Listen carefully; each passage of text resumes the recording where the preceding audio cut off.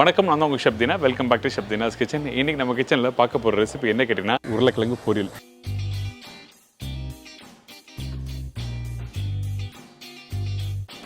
இதை தொடர்ந்து வாழைக்காய் வறுவல் எப்படி பண்ணுறது பார்க்க போகிறோம். இதோட முட்டைகோஸ் பொரியல். இப்போ இந்த ரெசிபிக்கு தேவையான பொருட்கள் என்ன பார்த்தலாமா? உருளைக்கிழங்கு 1/2 கிலோ, பெரிய வெங்காயம் 1 நம்பர், பூண்டு 15லேருந்து 20 நம்பர், காய்ந்த மிளகாய் 5 நம்பர், முழு தனியா 2 டேபிள் ஸ்பூன், உளுத்தம்பருப்பு 2 டேபிள் ஸ்பூன், கடலைப்பருப்பு 1.5 டேபிள் ஸ்பூன், சோம்பு 3/4 டீஸ்பூன், சீரகம் 1/4 டீஸ்பூன், கருவேப்பிலை தேவையான அளவு, கொத்தமல்லி தேவையான அளவு, மஞ்சத்தூள் 1/4 டீஸ்பூன், குழம்புத்தூள் 1.5 டேபிள் ஸ்பூன், கடுகு 1/4 டீஸ்பூன், உப்பு தேவைக்கேற்ற, கடலெண்ணெய் குக் பண்ணுறதுக்கு தேவையான அளவு. இதாங்க இந்த ப்ரிப்பரேஷன் தேவையான பொருட்கள். இந்த உருளைக்கிழங்கு பொரியல் பண்ணுறதுக்கு ஃபஸ்ட் நம்ம என்ன பண்ணுறோன்னா, நல்லா பீல் பண்ணி எடுத்துக்கங்க. இந்த காயை கட் பண்ணுறதுக்கு முன்னாடி நான் ஒரு சின்ன விஷயம் சொல்கிறேன். அதாவது இந்த கிழங்கு ஃபஸ்ட்டு குவாலிட்டிக்கு எப்படி இருக்குன்னு செக் பண்ணுங்கள். ஒரு சைடு பார்த்தீங்கன்னா பச்சை கலர் இருக்கும், பார்த்தீங்களா கிழங்கு. சில கிழங்குலாம் பார்த்தா தெரியும் உங்களுக்கு. அந்த மாதிரி கிழங்கு இருந்தால் நீங்கள் யூஸ் பண்ணாதீங்க. ஏன் கேட்டிங்கன்னா, வேகிறதுக்கு ரொம்ப டைம் எடுக்கும், அதே டைமில் சாப்பிட்றதுக்கும் நல்லா இருக்காது. அந்த மசாலா கரெக்டான டெக்ஸ்சர், அந்த டேஸ்ட் உங்களுக்கு சாப்பிடும்போது தெரிய வராது சொல்ல வரேன். இதுக்கு பிறகு இந்த கிழங்கை நல்லா பொடிசாக கட் பண்ணிடலாம். 1/2 இல்லை 1/3 ஸ்லைஸ் பண்ணிவிட்டு அதுக்கப்புறம் ஜூலியனை கட் பண்ணி இந்த மாதிரி சின்ன சின்ன க்யூப்ஸாக கட் பண்ணுங்கள். நீங்கள் நார்மலாக வீட்டில் பொரியல் கட் பண்ணுவீங்களே, அதே மாதிரி தான். இந்த ப்ரிப்பரேஷனுக்கு இந்த மாதிரி சின்ன சின்ன க்யூப்ஸாக போட்டால் தான் நல்லாயிருக்கும். பெருசாக போட்டால் உங்களுக்கு நல்லா இருக்காது. ஏன் கேட்டிங்கன்னா, அந்த காரம் கரெக்டாக அந்த உருளைக்கிழங்கு சேர்த்து வரும்போது இந்த மாதிரி சின்ன பீஸாக இருந்தால் நல்லாயிருக்கும். அடுத்தது என்ன பார்த்தீங்கன்னா, நம்ம இந்த ப்ரிப்பரேஷனுக்கு மசாலா ரெடி பண்ண போகிறோம். முழு தனியா, உளுத்தம்பருப்பு, கடலைப்பருப்பு, கருவேப்பிலை, காஞ்ச மிளகாய், இது எல்லாத்தையும் ஒன்றா போட்டு ஸ்லோ ஃப்ளேமில் வறுத்துருங்க. அதே டைமில் சோம்பு சீரகமும் போட்டுருக்கணும்.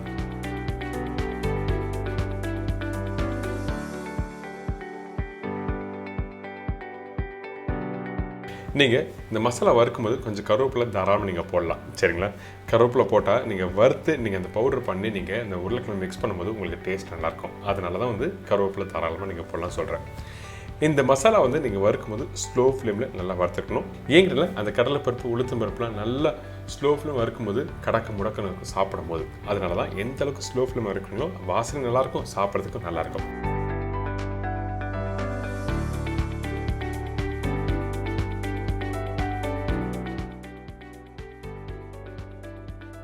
இப்போ ரெடி ஆகிடுச்சா? இது அப்படியே சூடு ஆறட்டும். சைடில் உருளைக்கிழங்கு வேக வச்சிடலாம். இன்னொரு கடாயில் தேவையான அளவுக்கு கடலை ஊற்றிருக்கோம். அதாவது நம்மக்கிட்ட இருக்க இந்த கேஸ்டன் கடாய் இருக்குல்ல, இந்த கடாயில் எண்ணெய் ஊற்றின பிறகு கடுகு தாளி போடுங்க. கடுகு பொரியாமல் சோம்பு போடக்கூடாது, ரொம்ப முக்கியம். அப்போ தான் உங்களுக்கு அந்த வாசனை நல்லா வரும். தாளிப்பில் தப்பு பண்ணாலும் ப்ரிப்பரேஷன் நல்லா இருக்காது. இதெல்லாம் சின்ன சின்ன விஷயம் நீங்கள் வீட்டில் பண்ணும்போது கரெக்டாக நோட் பண்ணி பண்ணுங்கள். இதுக்கப்புறம் பூண்டு, கருவேப்பிலை போட்டிருக்கேன். இந்த பூண்டு போட்ட பிறகு நல்லா வதங்கட்டும். அதாவது ஒரு 2 நிமிஷம் நல்லா வதங்கட்டும். அதுக்கப்புறம் கட் பண்ணி வச்சுருக்கேன் இந்த வெங்காயம் போட்டிருக்கோம். வெங்காயம் குவாலிட்டி அதிகமாக வேண்டாம். அதிகபட்சம் ஒரு வெங்காயம் அப்படிலாம் 1.5 வெங்காயம் போடலாம், பெரிய சைஸில். இந்த வெங்காயம் கொஞ்சம் லைட்டாக வதங்கி வர டைமில் நம்ம என்ன பண்ணுறோன்னா, கட் பண்ணி வச்சுருக்கேன் இந்த உருளைக்கிழங்கு போட போகிறோம்.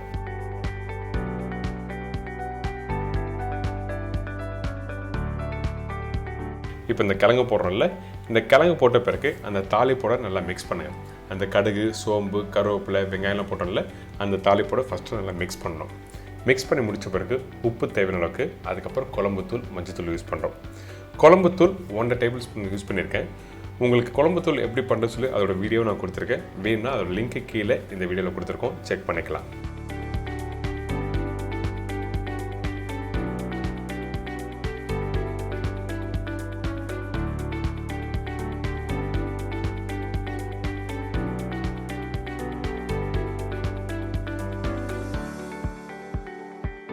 அந்த மசாலாவோட இந்த உருளைக்கிழங்கு போட்டு நல்லா மிக்ஸ் பண்ணிட்டு ஒரு 2 நிமிஷம் வதங்கட்டும். அதுக்கு பிறகு தேவையான அளவுக்கு தண்ணி ஊற்றிக்கலாம்.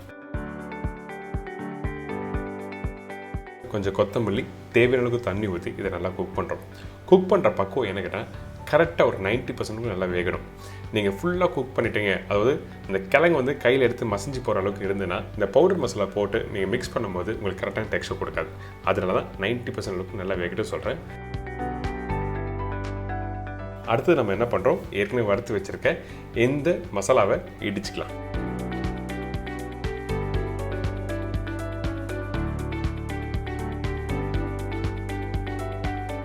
உங்கள் வீட்டில் இந்த மாதிரி இடிக்கிறதுக்கு கல் இல்லைன்னுச்சுன்னா அந்த டைமில் மிக்ஸி யூஸ் பண்ணிக்கலாம்.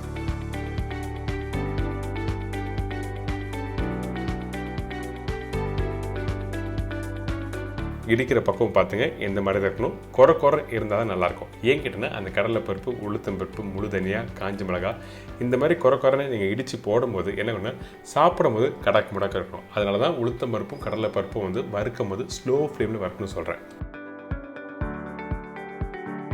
உங்களுக்கு ஆப்ஷன் கொடுத்துருக்கேன். அப்படி இடிக்கிறதுக்கு கஷ்டமாக இருக்குது, இல்லை எங்கள் வீட்டில் கல் இருந்துச்சுன்னா அந்த டைமில் மிக்ஸி யூஸ் பண்ணிக்கலாம். மிக்ஸி யூஸ் பண்ணும்போது ப்ராப்பராக இருக்கணும். ரொம்ப நேரம் அரைச்சிங்கன்னா பவுடர் ஆகிடும். பவுடரை அரைச்சி நீங்கள் போட்டிங்கன்னா நல்லா இருக்காது, குறைன்னு தான் இருக்கணும். அதனால தான் உங்களுக்கு 2 ஆப்ஷன் கொடுத்துருக்கேன். இப்போ இந்த காயம் நல்லா வெந்து வந்திருக்கு. இந்த இடத்துல நம்ம என்ன பண்ணுறோம், ரெடி பண்ணி வச்சுருக்க அந்த பவுடரை போட போகிறோம். அதுக்கு முன்னாடி இந்த கிழங்கு கையில் ப்ரெஸ் பண்ணி காமிக்கிறேன் பாருங்கள்.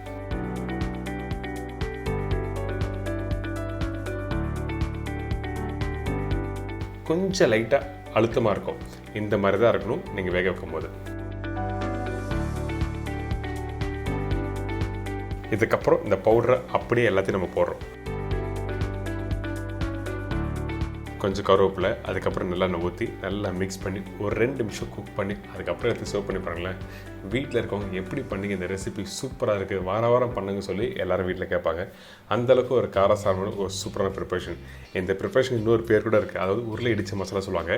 நிறைய பேருக்கு உருளை இடிச்ச மசாலா சொன்னால் தெரியாதுல்ல, அதனால தான் உருளைக்கிழங்கு பொரியல்னு சொல்லியிருக்கேன். என்ஜாய் பண்ணுங்கள்.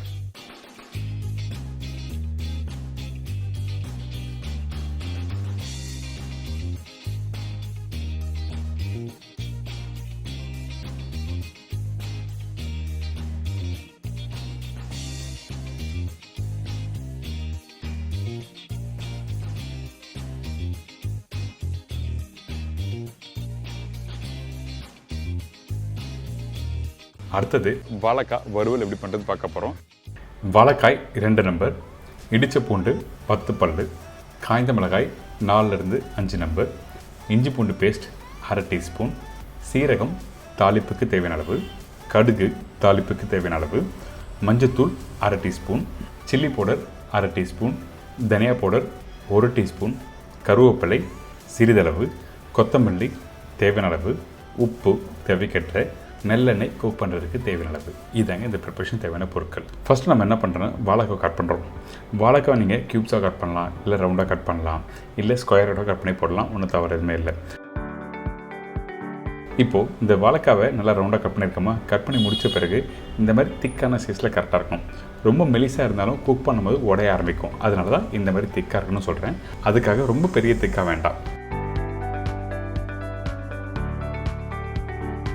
இதுக்கு பிறகு நம்ம என்ன பண்ணுறோம், இந்த வாழைக்காயில் மசாலா போட்டு நல்லா மிக்ஸ் பண்ணுறோம். மசாலானா சில்லி பவுடர், தனியாத்தூளில் வெறும் மஞ்சத்தூள், இஞ்சி பூண்டு பேஸ்ட், உப்பு போட்டிருக்கு. எதுக்காக போடுறோங்க கேட்டிங்கன்னா, அந்த கலர் மாறாமல் இருக்கிறதுக்காக மட்டும்தான் உப்பு மஞ்சத்தூள் போட்டு மிக்ஸ் பண்ணி வைக்கிறோம்.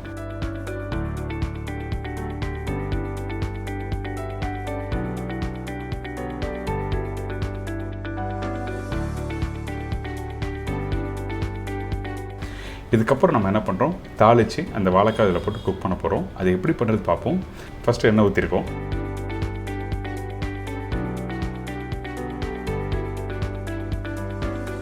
இதுக்கு பிறகு கடுகு, சீரகம், இடித்த பூண்டு போட்டிருக்கேன். அதுக்கப்புறம் காஞ்ச மிளகாய்.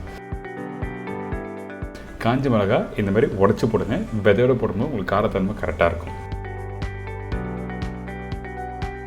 இதுக்கப்புறம் கருவேப்பிலை, மஞ்சத்தூள், தனியா பவுடர், மிளகாய் பவுடர். மிளகாய்த்தூள் அதிகமான குவான்டிட்டி வேண்டாம், நான் சொன்ன குவான்டிட்டி கரெக்டான அளவு தான். ஏன் கேட்டிங்கன்னா இதில் காஞ்ச மிளகாய் போட்டிருக்கோம், அதுக்கேற்ற மாதிரி தான் சில்லி பவுடர் அளவு நான் உங்களுக்கு சொல்லியிருக்கேன். இதுக்கப்புறம் தண்ணி ஊற்றி ஒரு 2 நிமிஷம் குக் பண்ணுங்கள். அந்த மசாலா பச்சை வாசனை போன பிறகு நம்ம என்ன பண்ணுறோன்னா, ஏற்கனவே மசாலா போட்டு மிக்ஸ் பண்ணி வச்சுருக்கேன் அந்த வாழைக்காவை அப்படியே இதில் போட்டு நல்லா மிக்ஸ் பண்ணுங்கள்.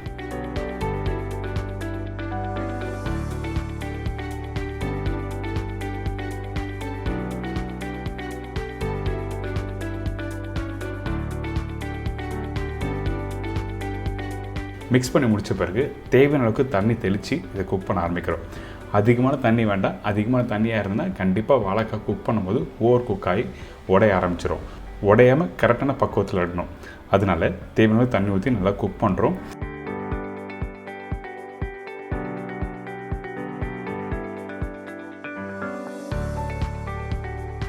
இந்த மாதிரி நல்லா குக் பண்ணி முடித்த பிறகு ஃபைனலாக கொத்தமல்லி போடுறோம். மிளகுத்தூள் போட்டு நல்லா மிக்ஸ் பண்ணிவிட்டு அடுப்பை விட்டு இறக்க வேண்டியதான். Simple recipe. காய் வெந்த பிறகு தான் நம்ம மிளகுத்தூள் போட்டிருக்கோம். அதே டைமில் வெல்டன் கரெக்டான ஒரு 95% அளவுக்கு நீங்கள் மிளகுத்தூள் போட்டு மிக்ஸ் பண்ணி எடுத்தீங்கன்னா இந்த மாதிரி பக்குவத்தில் இருக்கும். அதே டைமில் இந்த வாழைக்காய் வேகிறதுக்கு முன்னாடி மிளகுத்தூள் போடாது. மிளகுத்தூள் போட்டு ரொம்ப நாள் கூப்பிட்னா கண்டிப்பாக கசப்பு தன்மை வரும். அதாவது சூடாக சாப்பிடும்போது ஒன்றும் தெரியாது. சூடு ஆறின பிறகு நீங்கள் சாப்பிடும்போது கண்டிப்பாக லைட்டாக கசப்பு தன்மை வரும். அதனால் வெந்த பிறகு கடைசியாக போட்டு நல்லா மிக்ஸ் பண்ணி எடுத்து சாப்பிட்டீங்கன்னா ஒரு சூப்பரான வாழைக்காய் வறுவல் ரெடி. இதை தொடர்ந்து முட்டைகோஸ் பொரியல். கேபேஜ் பொரியலுக்கு தேவையான பொருட்கள்: முட்டைகோஸ் 1/4 கிலோ, பாசிப்பருப்பு 3 டேபிள் ஸ்பூன், உளுத்தம்பருப்பு 1 டேபிள் ஸ்பூன், கடலைப்பருப்பு 1 டேபிள் ஸ்பூன், தேங்காய் 3 பத்தை, வெங்காயம் 1, காய்ந்த மிளகாய் தாளிப்புக்கு தேவையான அளவு, பச்சை மிளகாய் 1, பெருங்காயம் 1/4 டீஸ்பூன், மஞ்சத்தூள் சிறிதளவு, கருவேப்பிலை சிறிதளவு, கொத்தமல்லி தேவையான அளவு, கடுகு 1/4 டீஸ்பூன், உப்பு தேவைக்கேற்ற ஆயில் குக் பண்ணுறதுக்கு தேவையான அளவு. இதாங்க கேபேஜ் பொரியலுக்கு தேவையான பொருட்கள். இப்போ நம்ம பார்க்க போகிறது கேபேஜ் பொரியல். நார்மலாக வீட்டில் என்ன பண்ணுவீங்க, கேபேஜை நல்லா பொடிசாக கட் பண்ணிவிட்டு அதுக்கப்புறம் அப்படியே டேரெக்டாக வதக்குவீங்க. அந்த மாதிரி பண்ணும்போது கலர் போயிடும்ல. இப்போ நம்ம என்ன பண்ண போகிறோம் கேட்டிங்கன்னா, இந்த மாதிரி கொதிக்கிற தண்ணியில் கொஞ்சமாக உப்பு போட்டிருக்கேன். அதுக்கு பிறகு பொடிசாக கட் பண்ணி வச்சுருக்கேன் இந்த கேபேஜை போடுறோம். இந்த கோஸை நீங்கள் கட் பண்ணும்போது நல்லா ஈவனாக கட் பண்ணி போடுங்க.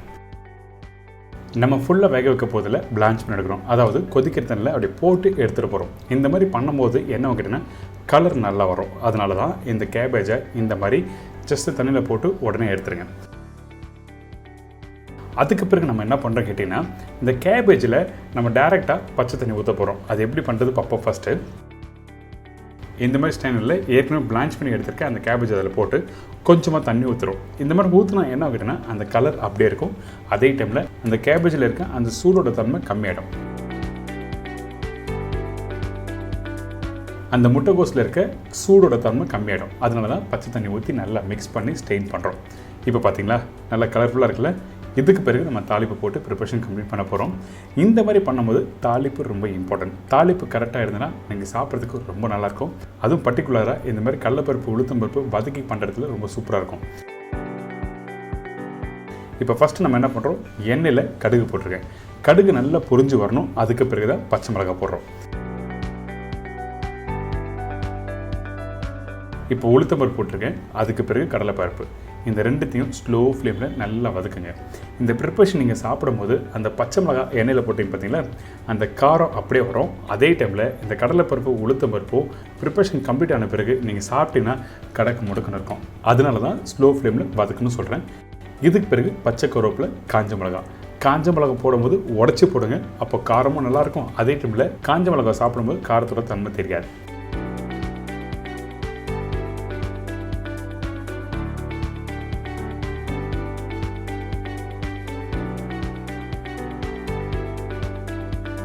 இப்போது கொஞ்சம் மஞ்சத்தூள் போட்டிருக்கேன். மஞ்சத்தூள் போட்ட பிறகு உடனே வெங்காயம் போட்டுருங்க. மஞ்சத்தூள் அதிகமான குவான்டிட்டி வேணால் கொஞ்சமாக போட்டால் போதும். இதுக்கு பிறகு வெங்காயத்தை ஒரு 2 நிமிஷம் வதக்குங்க. வதக்கி முடித்த பிறகு கொஞ்சம் பெருங்காயம் போடுறோம். அதுக்கு பிறகு உப்பு தேவையான அளவுக்கு. ஆல்ரெடி முட்டைகோஸில் பிளான்ச் பண்ணும்போது உப்பு போட்டிருக்கோம். பட் இருந்தாலும் இந்த இடத்துல கொஞ்சம் போடுறேன். இதுக்கு பிறகு கொஞ்சம் கொத்தமல்லி போட்டு நல்லா மிக்ஸ் பண்ணுறோம். மிக்ஸ் பண்ணிவிட்டு இதில் இந்த கேபேஜை போட ஆரம்பிக்கிறோம். இதில் பிளான்ச் பண்ணி எடுத்துருக்க அந்த முட்டைகோஸை போட ஆரம்பிக்கிறோம். இந்த முட்டைகோஸ் போட்ட பிறகு லைட்டாக மிக்ஸ் பண்ணுங்கள். மிக்ஸ் பண்ணிவிட்டு ரொம்ப நேரம் வதக்கக்கூடாது. ரொம்ப நேரம் வதக்கினா எண்ணெய் வர ஆரம்பிச்சிடும். அதனால் லைட்டாக வதக்கிட்டு அதுக்கப்புறம் வேக வச்ச பாசிப்பருப்பு 3 டேபிள் ஸ்பூன் சொல்லியிருக்கேன். இந்த பாசிப்பருப்பை கொதிக்கிற தண்ணியில் போட்டு பிளான்ச் பண்ணி எடுத்தினா இந்த மாதிரி வெந்திருக்கும். அதாவது நீங்கள் எடுத்தீங்கன்னா மேஷாக இருக்காது, கையில் பூ மாதிரி சாஃப்டாக இருக்கும். அந்த பாசிப்பருப்பை இதில் போட்டு நல்லா மிக்ஸ் பண்ண ஆரம்பிக்கிறோம். அதே டைமில் கொஞ்சம் தேங்காய் நல்லா பொடிசாக திருவின தேங்காவை போடுங்க. இதெல்லாம் போட்ட பிறகு நல்லா மிக்ஸ் பண்ணிவிட்டு கொஞ்சம் கொத்தமல்லியும் போட்டு சாப்பிட்டு பாருங்களேன். அந்தளவுக்கு ஃபென்டாஸ்டிக்காக இருக்கும். நீங்கள் வீட்டில் பண்ணுற கேபேஜ் மெத்தட் இல்லை, நீங்கள் டிப்பிக்கலாக ஒரு மேரேஜ் ஃபங்க்ஷன் போனால் அங்கே எப்படி பண்ணுவாங்க அந்த ஸ்டைலில் தான் இன்றைக்கி நான் சொல்லி கொடுத்துருக்கேன். எல்லாருக்கும் பிடிக்கும்.